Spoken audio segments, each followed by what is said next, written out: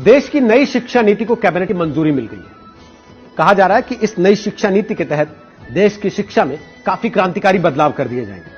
वैसे केवल शिक्षा नीति ही नहीं बदली है, बल्कि मानव संसाधन विकास मंत्रालय कहा जाने वाला मंत्रालय भी अब नाम बदलकर शिक्षा मंत्रालय कर दिया गया है। लेकिन क्या आपको पता है कि इसके पहले साल 1986 में, यानी कि अब से 34 साल पहले देश में शिक्षा नीति लागू की गई थी। इसके बाद आया साल 1992, यानी उसके ठीक 6 साल के बाद इसमें कुछ छोटे मोटे बदलाव किए गए, कॉस्मेटिक चेंजेस। लेकिन मोटा मोटी अगर समझें तो 34 साल लग गए देश में नई शिक्षा नीति को आते आते। इसरो के पूर्व प्रमुख के कस्तूरी रंगन की अध्यक्षता वाली कमेटी के कई सारे विशेषज्ञों ने मिलकर इस नई शिक्षा नीति का मसौदा तैयार किया। तो चलिए आज आपको आसान लहजे में समझाते हैं कि देश की नई शिक्षा नीति में ऐसा क्या क्या बदल गया है जो आपके जीवन में बदलाव लाए।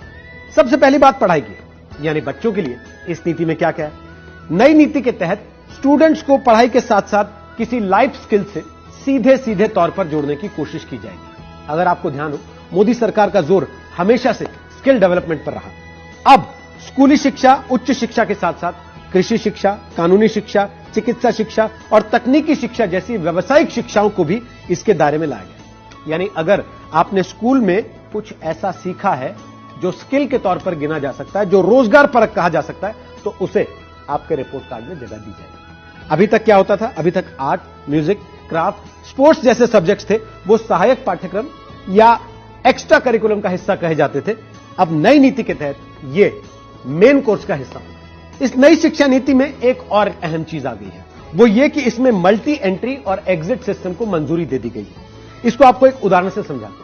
मसलन आप इंजीनियरिंग कर रहे हैं और किसी भी वजह से, जैसे शादी, बीमारी, पैसों की तंगी, घर में कोई आफत आ जाने की वजह से आपकी इंजीनियरिंग अगर बीच में छूट जाती है, तो पुरानी शिक्षा नीति के तहत आपको उसका कोई लाभ नहीं होता था।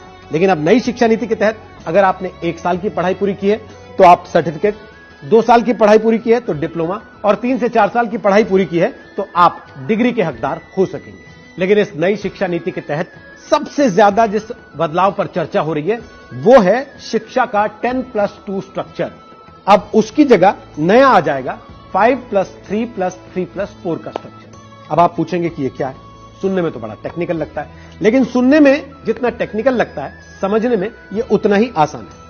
10+2 तो आप समझ ही गए होंगे कि पहले कक्षा 1 से कक्षा 10 तक, फिर जमा 1 और जमा 2।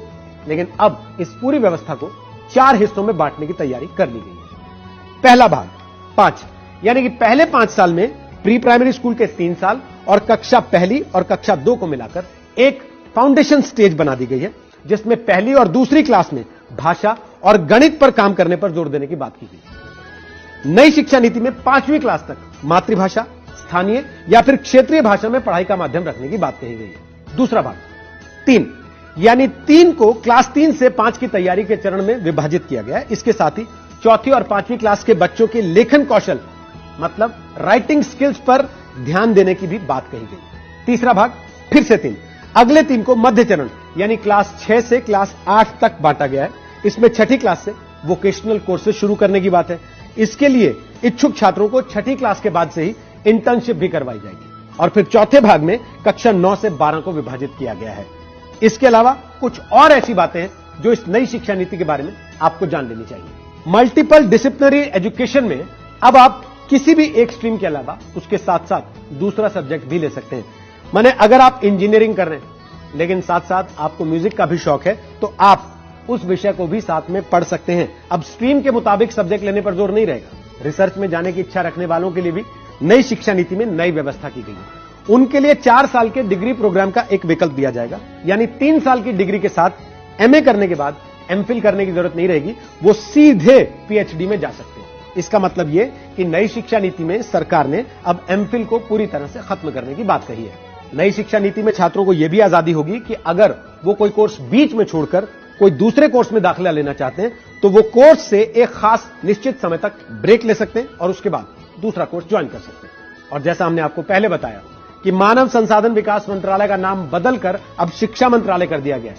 इसका मतलब यह कि रमेश पोखरियाल निशंक अब देश के मानव संसाधन विकास मंत्री नहीं बल्कि देश के शिक्षा मंत्री कहे जाएंगे। इन सारे बदलावों के अलावा भी कुछ और बदलाव हैं जो इस नई शिक्षा नीति में किए गए हैं। जैसे राष्ट्रीय परीक्षा एजेंसी द्वारा उच्च शिक्षा संस्थानों में एडमिशन के लिए कॉमन एंट्रेंस एग्जाम का ऑफर दिया जाएगा और साथ ही सिलेबस में भारतीय ज्ञान पद्धतियों को शामिल करने के लिए राष्ट्रीय शिक्षा आयोग का गठन करने और प्राइवेट स्कूलों को मनमाने तरीके से फीस बढ़ाने से रोकने की सिफारिशें भी की गई और इस नई नीति के तहत सरकार ने कुछ लक्ष्य भी निर्धारित किए।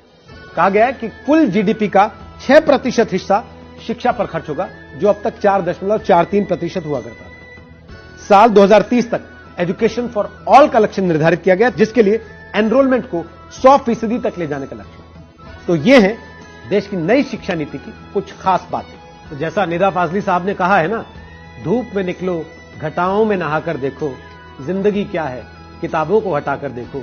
लबोलू अब यह है कि सरकार अब किताबों के साथ साथ शिक्षा नीति में जिंदगी का फलसफा पढ़ाने की भी तैयारी कर रही है।